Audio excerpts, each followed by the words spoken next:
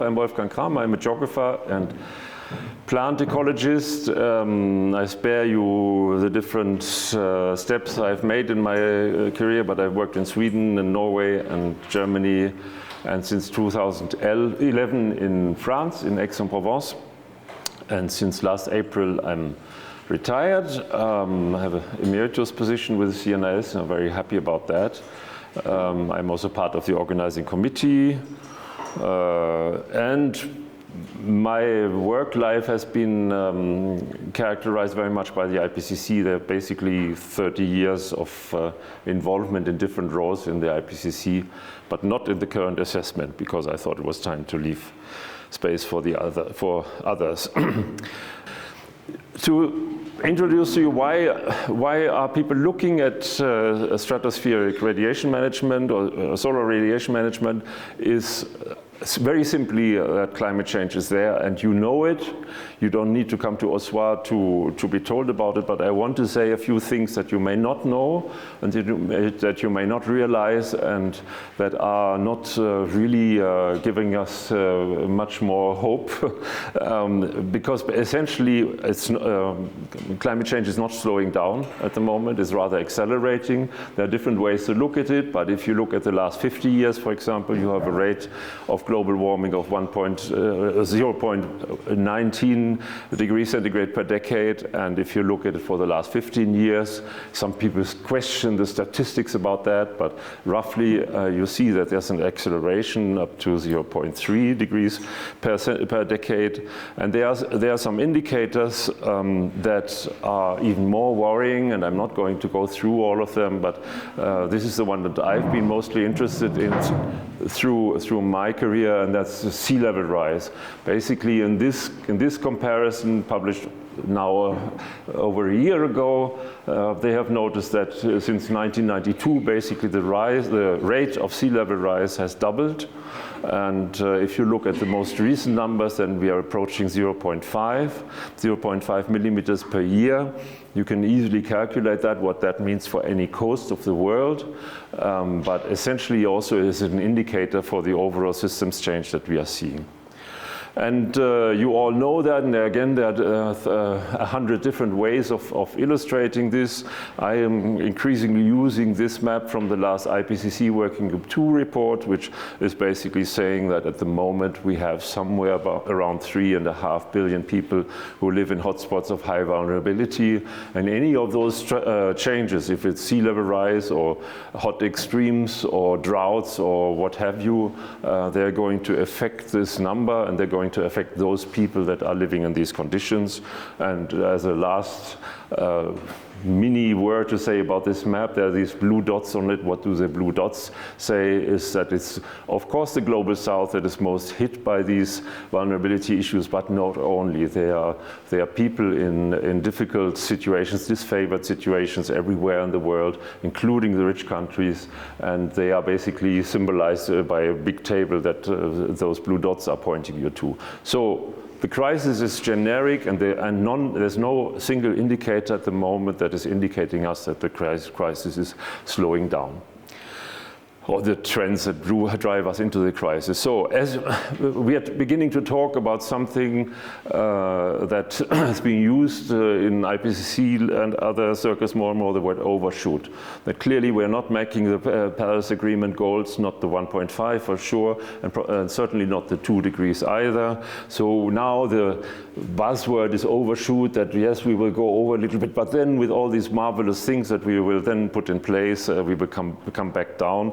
I don't want to debate the overshoot paradigm, but it's clearly that industry and big players are proposing us solutions now for various reasons, and one of them is called geoengineering. I'll be very brief. I don't have a lot of time, but let me punch this into your head. There are many different ways to do geoengineering.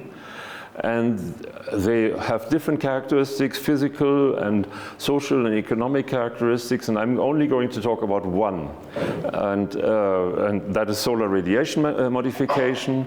The others have problems too, and we can talk about them offline if you will, but they don't always have the same problems.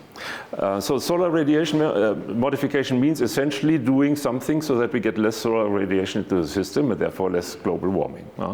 It's nothing to do with carbon dioxide removal, for example, which is a different technology with different problems. I'm not going to talk about it. In the realm of solar radiation management, there are 4 different techniques, and again, I'm only talking about one. I mentioned the other ones briefly. There's what we call marine cloud brightening. There's the cirrus thinning, which are basically manipulations of more short term of the atmosphere. There's also changes in the surface albedo, so in the reflectance of the Earth's surface back to the space. But the one that interests me here is called stratospheric aerosol injection, which simply means putting particles into the upper stratosphere that will block part of the incoming sunlight and thereby reduce global warming. And this is not a new idea. It's quite fascinating to look into the works of one of the key founding figures of modern climatology, Mikhail Bodico, who in 1974, in a book that was translated into English, and she's really, everybody who works in climatology today still knows Bodico because it was really an important personality. And he already considered the possibility of changing climatic conditions by increasing the concentration of aerosol particles in the lower stratosphere. And he made calculations about that surprisingly are still quite realistic. He said in this case about 40,000 tons of sulfur is required. This amounts to less than half the mass of sulfur indicated above due to the decrease in the well, let's not go into that, but since modern high altitude aircraft in the 1970s carrying a load of about 15 tons can reach the level of the aerosol layer, this mass of reagent can be transported to the lower stratosphere by several aircraft operating every day equipped with a device for burning sulfur in the atmosphere. So we have 50 years where we've known that it can be done, and the question is, could it work? I mean, again, that's why there's the preamble. I think we are in a deep crisis, and I agree that any kind of solution that looks like it could bring us out of the crisis needs to be considered. So just to illustrate, we know how to put particles into the atmosphere. That's clear. We're doing it all the time, but we're doing mostly in the lower atmosphere at the moment. And these are not particles; these are water droplets. But you also know from your own experience that aircraft can transport stuff into the stratosphere. And what we also know is that once we have aerosol particles in the stratosphere, then they are going to have this climate effect that Bodico was calculating. This is a very famous volcano explosion in the Philippines in 1991, the Mount Pinatubo. And at the time in Potsdam, we actually were involved in some of the work to calculate the net impact of this particular experiment, if you will, with the high stratosphere. And we could show that there was both cooling. We weren't the only ones, but there was also a reduction in terrestrial productivity as a consequence of this single but very powerful explosion and transport of aerosols into the atmosphere. So we know it works, we know it can be done, and the question is therefore, shouldn't we perhaps be doing it? This is perhaps some illustration that I can jump over, but this is what we know about radiative forcing today from various sources, from CO2, from land use, and if basically what you see here on the left, if you put aerosols into the atmosphere, and we have some, of course, already from volcanoes, from other sources, then you can reduce the radiative forcing that the atmosphere experiences. So the latest or some recent calculations that the SRM, as we call them in jargon, the pro-SRM community is presenting us, is that if we have this overshoot, if we have a little bit of warming that goes above the 1.5 limit, then we may not be able to bring down our emissions fast enough to cool the atmosphere again. So we may need some additional help, and this is what a well-designed strategy for putting particles into the atmosphere could bring us. Now, what is very small in this diagram, but I have to read it up to you, is that the recent work, modeling work that we have about this, is that if we want to have about this impact, so that we bring down the 1.5, the curve, the overshoot curve, well, we have to put this amount of aerosols, but the time axis is interesting because this is years. This is today, and this is 100 years from now. And essentially the model calculations show us that if you want to build such a regime, it can be done, but it has to run for decades. It will take certainly a decade or so before you even can show that it works. And these are airplanes every day taking off in most airports in the world, bringing particles to the upper stratosphere every day and every night. So it technically can be done. It can even be funded. The amount of money that would be needed has been calculated, and it is not completely out of the question, but it has to be long term. So what are the risks that we see with it? And there, just don't believe me or my reading of the literature. Go to the IPCC report, the latest IPCC Working Group 1 report, and also the synthesis report that names a number of issues that need to be considered if you want to go into this direction. And I don't read them out for you all, and you find the sources there. I'm going to focus on just a few of them. One is that you don't just roll back global warming. You basically create another new temperature and precipitation pattern on the planet, and it may give you the global average mean temperature that you are targeting, like the one stipulated in the Paris Agreement, but that doesn't mean that everyone in every location on the planet gets a little bit less warming. But the spatial patterns that we see from the stratospheric aerosol injection strategy is not going to be the same as the one that we had pre-global warming. And specifically in some monsoon regions, for example, this will very likely mean a reduction in precipitation. So maybe you have nicer temperatures, but if you have no more rain in India or in other monsoon regions, you will have very severe consequences. You will also have a decrease in diffuse sunlight, obviously, because that's what you're doing. So that will affect your biosphere and your crops. And there are additional direct climatic consequences. And so what we begin to see is that logically, you don't even need a lot of calculations for that biological productivity and crop yields are not going to benefit from that. They're going to, you basically are going to have less photosynthetically active radiation that reaches your crop, and therefore there will be less productivity. And this will also reduce the capacity of the biosphere to store CO2, which it does, of course, at the moment. Part of our emissions goes into the biosphere and is being stored. And so those carbon sinks are going to be reduced. And there's one negative, one indirect consequence that is very critical, and that is, okay, we are manipulating the radiation balance. We're putting some of our political and financial efforts into doing that. This means that significant resources are missing for actually bringing down the CO2 emissions from industry and from transport and from everything. And so some of the direct consequences of CO2 increase in the atmosphere are going to continue, and notably ocean acidification. Because the ocean doesn't care about the temperature. The ocean just sees the net increase of CO2 in the atmosphere and is going to continue to absorb it, and it will create, obviously, the same negative consequences on the ocean biosphere that we see today. I mean, I'm saying this on the day after the publication of the Global Tipping Points report, where basically we learned yesterday that the latest assessments are writing off the tropical warm water coral reefs anyway. which is a disaster on its own.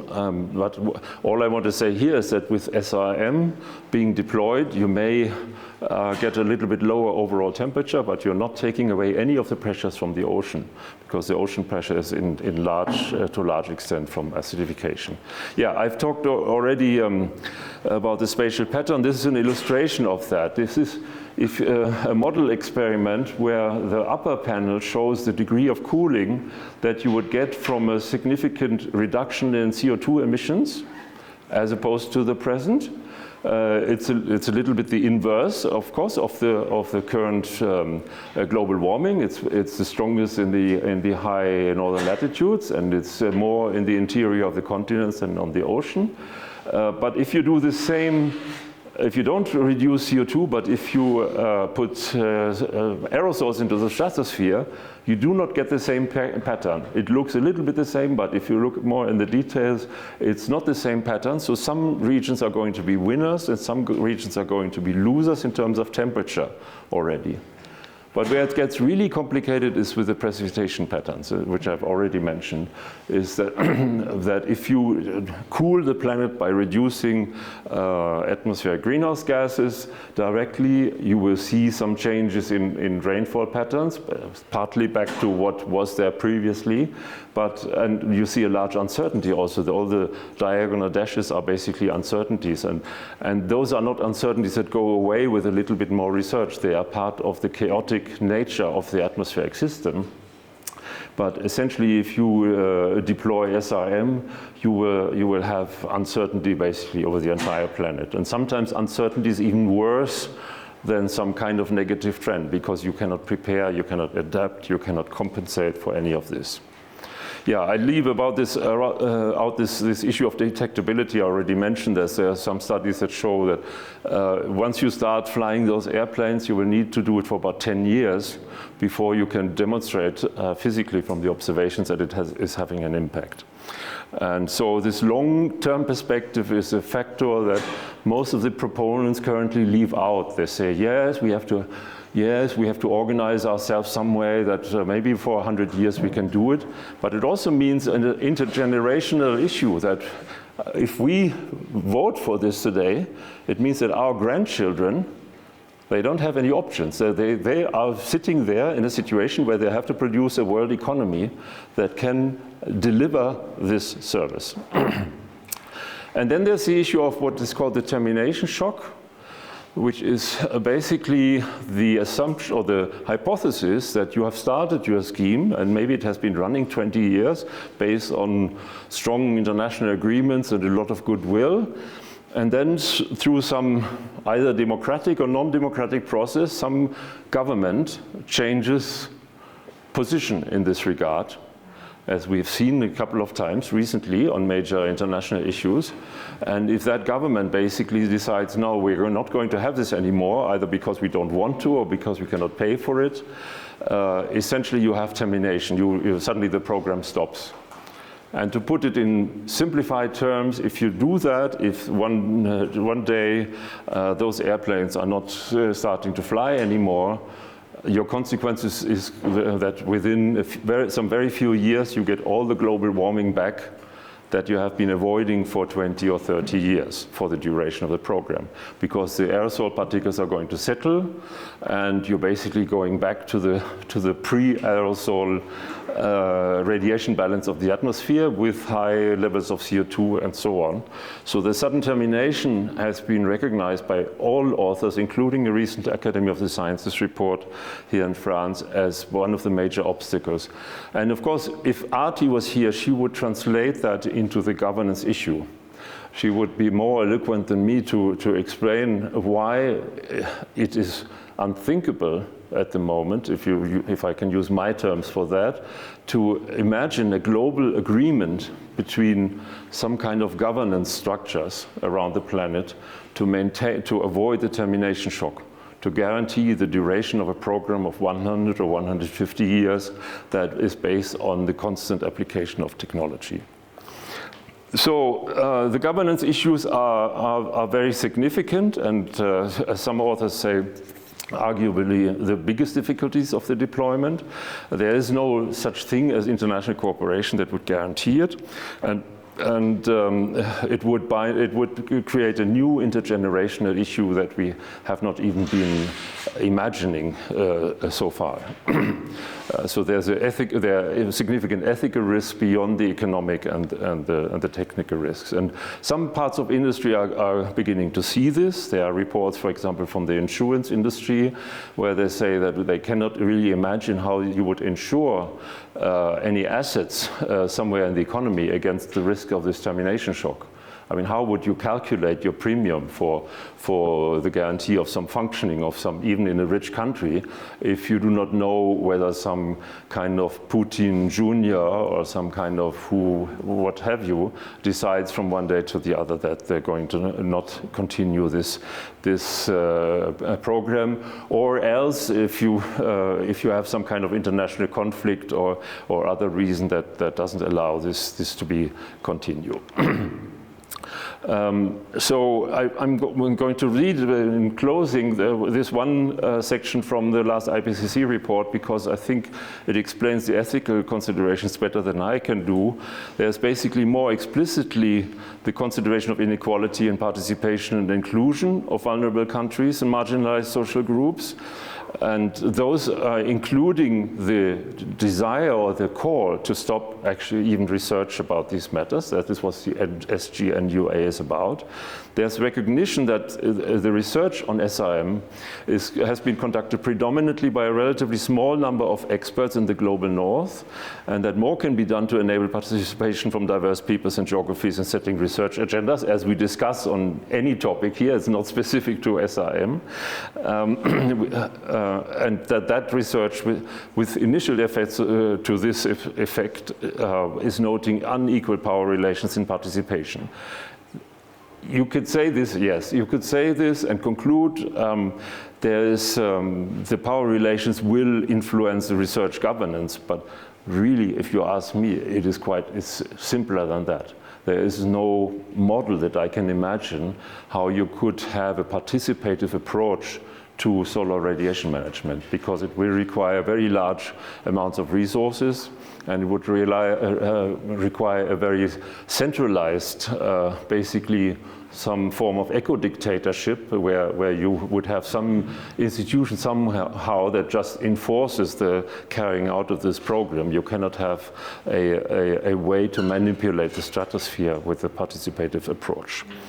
You may ask, why is it still happening, and why are private donors putting money into this? There are in my view, there are two possible explanations. One is, for a number of them, the sincere belief that they're doing something good to the system, because all the curves show that, as I've shown to you as well, that the overshoot can perhaps be managed a little bit with the help of SRM, that we will have less, that we have a lower mean annual temperature. But the other and perhaps more important reason is that several economic players are assuming that they can sell this as a service. They basically say, now we have this wonderful system there, and if you give me 100 euros, I buy you a little bit of reduction of sunlight into the system, which will be good for everyone. And that's an economic model that's already appearing in some circles, and of course that would mean even more dominance by some northern and very powerful industrial players, and so that for me would add to the ethical considerations why we cannot have this. So there are warnings, all these warnings, and they are again not just me, but a number of very serious people saying that we should not go into this direction. Nevertheless, you will see reports coming up from, we have seen them from the United Nations Environment Programs and others who say that, yes, we can do this, we have to be a little bit better on international cooperation, and then it will happen. So there's a heavy debate between even well-meaning people on both sides, and I can only ask you to consider the evidence presented by the IPCC and by others about this, and alert you to the existence of this group, the Solar Geoengineering International Non-Use Agreement Group, where there are also some resources on the website. Arti and her husband Frank Biermann are basically the founders of this movement, but you will see some very influential and I think trustful people who are supporting it. And there is a growing number of countries that explicitly call for a stop of experimentation or deployment for their territory. Mexico was the first, and there are also other countries like Vanuatu, Djibouti, Fiji, Pakistan, Colombia, and others where there has been legislation passed where they say, in our territory, we're not going to have it. So the conclusions, it could reduce global warming, yes, but deploying it would require century-long high financial commitment without termination options. Some world regions would see benefits, others would experience additional loss and damage. The ocean would basically be a loss and damage area overall. There's no conceivable fair governance for the deployment, maintenance, and termination of SRM. All proposed options would involve even further dominance and control by private and government actors in the global north. And there is a large community, that is perhaps the most hopeful part of the talk, a large community that proposes a ban for experimentation, research, and deployment of SRM. And I hope you are convinced to support this in your circles wherever you can. Thank you very much for your attention.